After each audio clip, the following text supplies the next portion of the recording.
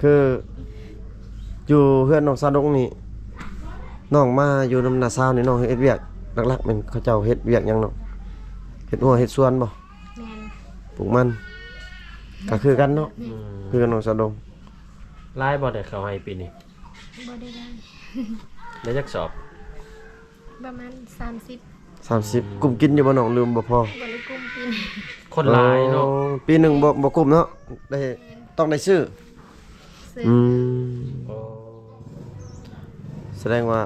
ข้าวน้ำซัมปากะบ่พ ส่ อ วน กิน หลักๆแม่นเขาเนาะ แม่น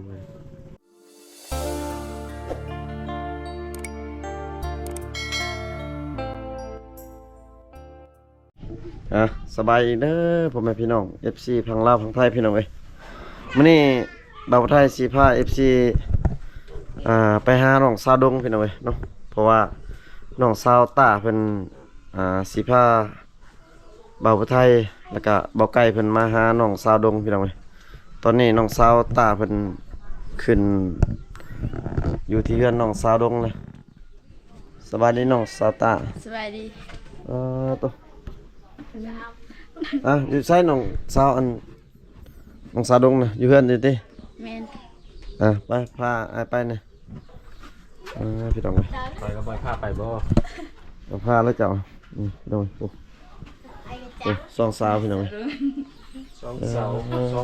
เอาเต่า เสียไอ้นางอยู่ซั่นล่ะนี่ นั่งเพื่อกันได้ เอ บ่ แม่น น้องสาวสุริตาเพิ่นพาทางทีมงานมาหาน้องสาวดงพี่น้องตัวพี่น้องเอ้ยน้องสาวสุริตาพาทางทีมงานเข้ามาเนาะมาหาน้องสาวดง สาวลง แม่น สาวเพื่อนนี่บ่ สาวดงสาวเพื่อน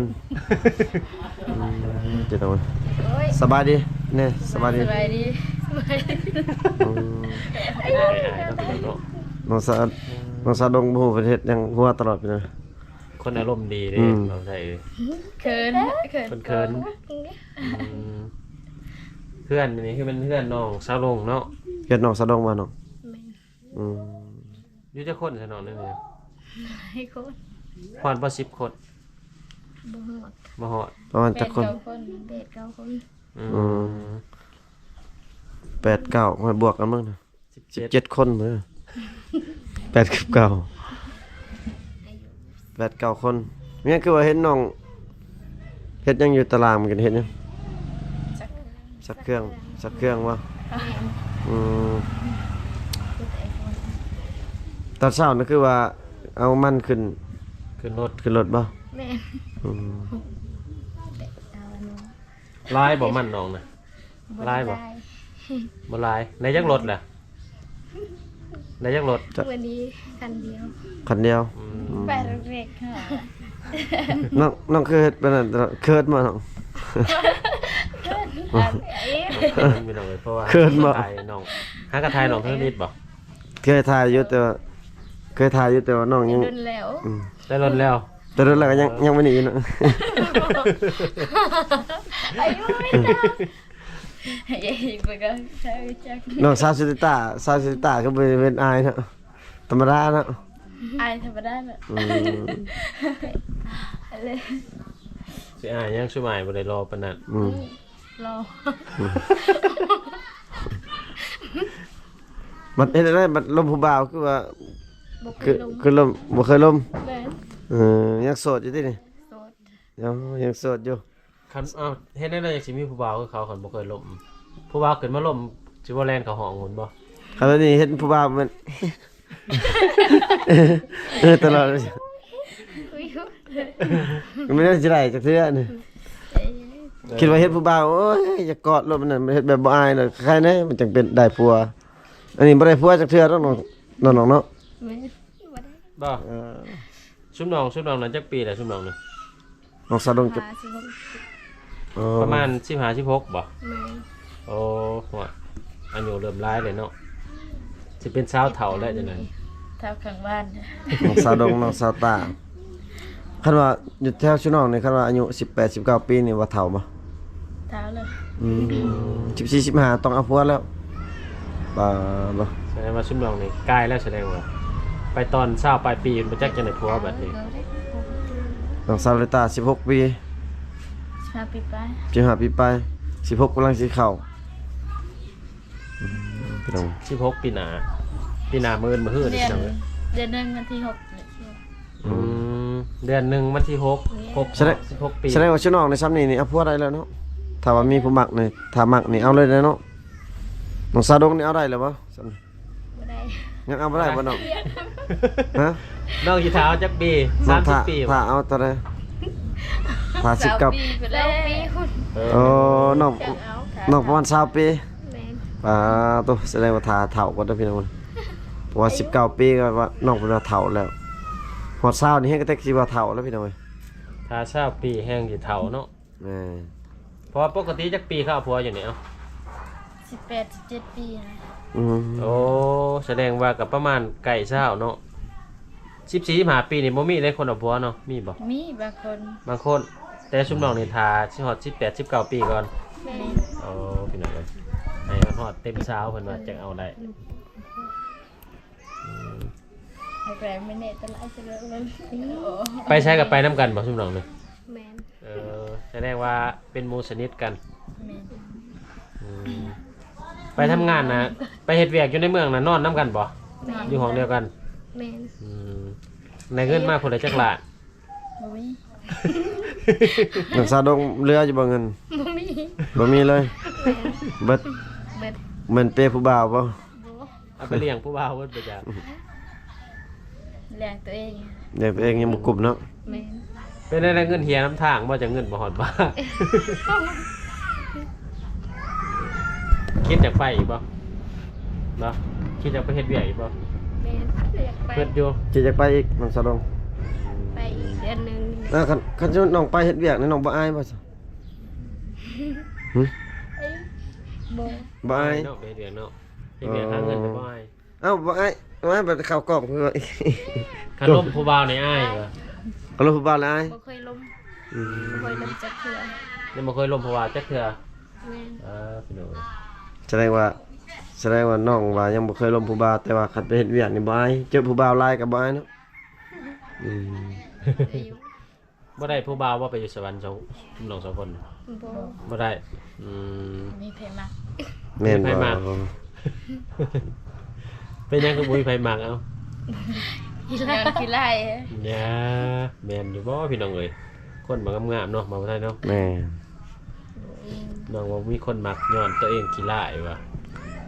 จังว่าผู้บ่าวญาติกันบ่จัก ชื่อน้องว่ายังโสดนี่ถ้าว่ามี FC เพิ่นอยากล้มอยากล้มได้อยู่บ่ล้มได้บ่ล้มได้บ่น้องดง ได้ ตัวเป็นอยู่บ่ภาษาไทยหั่นเว้าได้บ่ภาษาไทย บ่ได้ เพราะว่ามี 2-3ค่ำได้ อืมสลายมีแต่ FC ไทยได้เบิ่ง FC ไทยกับลาวเนาะ แม่น แล้วก็อยู่ต่างประเทศก็มี แม่นแม่น แต่ว่าก็คนลาวนั่นแหละคนลาวคนไทย น้องสาดงก็ลิ้นอันนั้นบ่ลิ้นเฟซลิ้นไลน์อยู่บ่น้องลิ้นเฟซบ่ลิ้น ไม่เอ่ยกันดิน ชื่อเฟซน้องเด้อ สาวดุง สาวลงสาวลง สาวดุงสาวดุง สาดงลาวตัวไทย ไทย ตัวไทย ไทยพี่น้องคนหาเบิ่งเลย ลองทักหาเบิ่ง เด็ก กงน้องตาได้ซะ น้อง สาวตา สาวตา สาวตา สาวตาคนสวย สาวดงคนน่ารัก ได้สาวลา มีแต่คนงามๆนะพี่น้อยสาวสองสาว เพื่อนชุมน้องกับบ่ได้ใกล้กันพี่น้องเอ้ยหลายบ่ผู้สาวบ้านน้อง ลายหันกับสาว อืม ครบเลยพี่น้องเอ้ยมียาม สาวปุ๊บ เหร เหรอ ไปเลยผม แสดงว่าแต่ละเฮือนนี่เกือบมีเบิดน้องผู้สาวเนาะ ไม่มีเวท โอ้ สาวอยู่บ้านนี้ประมาณจักคน สาว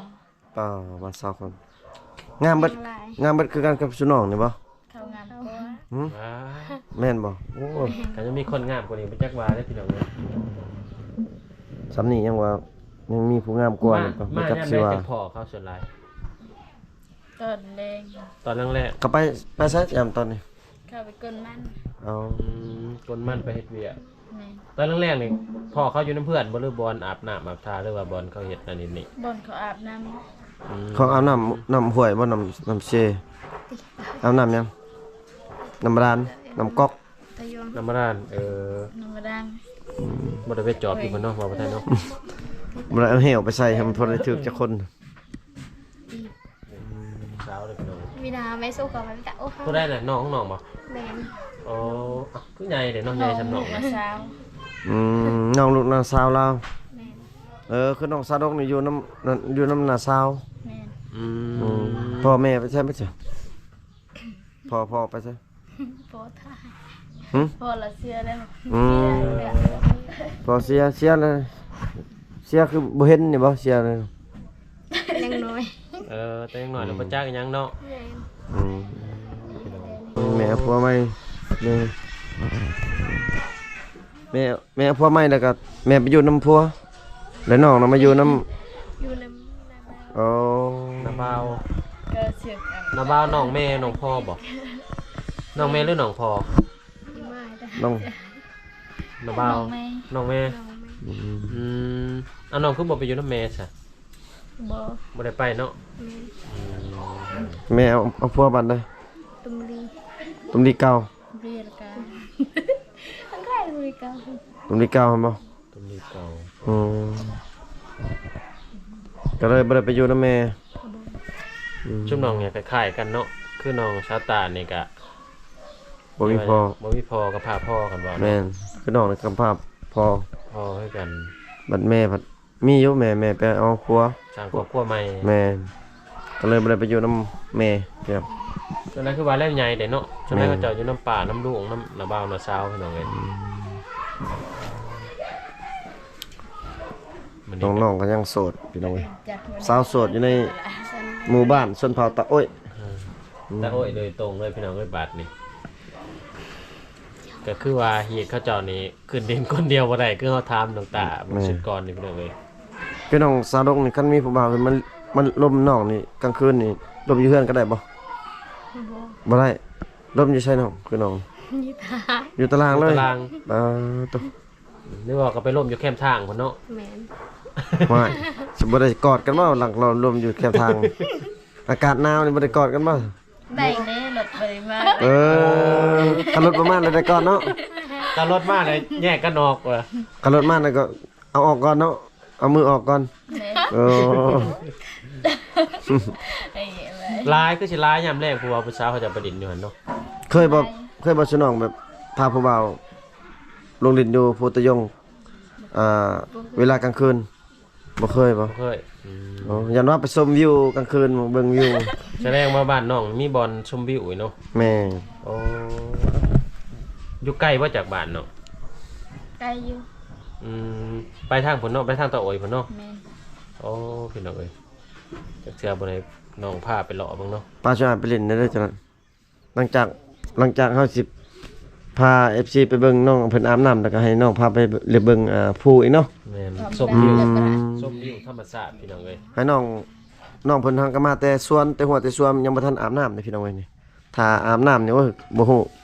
งามกว่าเก่าเลยพี่น้องเอ้ย แน่นอน น้ำแต่งหน้าแต่งตา อาบน้ำแต่งโตวแล้วก็พาน้องเพิ่นพาลงดินอยู่พุ่นเนาะ ไป ให้ ชม FC ชมวิวยามแรงๆพี่น้อง เอ้ยเพราะว่าเขาเจะว่ามีจุด ไปได้ติน้อง บ่อนหนึง ไปได้บ่อืม ช่วงน้องบ่ได้ค่ายังบ่สั่นตอนแรกนี่ บ่ค่าบ่เฮ็ดเวียกยันว่าค่าเวียกนึ่งข้าวนึ่งน้ำเลยอืม ค่ะเพราะว่าก็ไปนิดนึงไปพ่อให้พ่อแม่พี่น้อง FC เพิ่นเห็นแล้วก็ ไปชมวิวเนาะ ไปชมวิวเบิ่งทิวทัศน์ธรรมชาติ ถ้าบ่อยากไปหน่อยหนึงก็ถือผ้าห่มถือเสื้อนอนไปเลยถือมุ้งไปนอนอยู่หั่นอืม เอ้รุคูโต คือนอนอยู่เทิงกกไม้ในเฮือนอยู่กกไม้ก็มี ไอ้ขึ้นน้องเว้ย เนี่ยพี่น้องเว้ยมื้อนี้ก็มาเยี่ยมมายามทำข่าวน้องสาวสองสาวพี่น้องเว้ยให้น้องสาวสุริตาเพิ่นพามาเยี่ยมยามน้องสาวดงเพราะว่าดนเลยหลังจากน้องเพิ่นมาแต่เฮ็ดเวียกเฮ็ดงาน ชินชุบน้องละชินชื่อบ่หรือว่าตำเอง ตัวนี้ตามเองตัว เอ นี้ อ ซื้อ ชินน้องตานั่นตำเอง น้องซื้อบ่น้องดม แม่ น้องโดชื่อ ไผซื้อให้ผู้บ่าวบ่ ซื้อเอง เอ ชื่อเอง อ จักแสนน่ะ เส้นหา แสนห้าเออ แสนห้า คันคือชินน้องตาได้ประมาณจักแสนกันขาย 3-4แสน 3-4แสนชินยังเกินชินอันนั้นบ่ ชิ้นมุกบ่ ชินมกบ่หรือชินจกชินยัง มือซื้อ สินชนเผ่าตะโอ้ยดินี่แม่นบ่ แม่นพี่น้องเอ้ยสินชนเผ่าตะโอยโดยตรงเลยแบบนี้พื้นหนึงประมาณ 3-4 แสนหนู สุด เพิ่นว่า ชุดสาวเผ่าตะโอ้ยเนาะบัดชุดอันผู้บ่าวตะโอ้ยก็มีกันบ่มีบ่ มีบ่ อืม เออ มีชุดไฟชุดมันเนาะยิงทราย ส่วนไหนออกเน้นสีแดงๆหน่อยหนึงเนาะ แม่น บ่ทันเนาะส่วนทางบ้านพระเจ้าส่วนเผ่าพระเจ้าพี่น้องเอ้ยยังบ่เห็นแต่ชุดผู้ชายชุดหลายผู้หญิงก็เห็นอยู่ผ่าน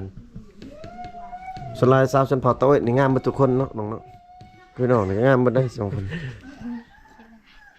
กีฬายังงามบัด ๆ นี้ งามเป็นส่วนหลายเพราะว่าจักสิว่ายังใกล้เวียดนามบ่ อืมหรือว่าอากาศหนาวเพิ่นหนาว อากาศหนาวอากาศเย็นพี่น้อง อากาศหนาวเลยงามพี่น้อง อยากออกสดๆเวียดแน่หน่อยหนึง มันกระดาษทีมปะไม่ได้ ชิน้องอาบน้ำนะอาบน้ำใส่น้องน้ำหางลิ้นเห็นบ่น้ำลิ้นตัวน้องว่าเห็นบ่ไกลบ่น้อง เบา อยู่แค่บ้านนี่บ่ย่างไปบ่ นี่ อืม ตัก น้ำลิ้นน้ำไปได้น้ นี่เอกกับปะ น้ำออกบ่ ำน้ำออกบ่บ่ น้ำออกบ่ได้ชิน้องใส่ท่อบ่ใส่ท่ออาบน้ำลิ้นฮะ อ๋อ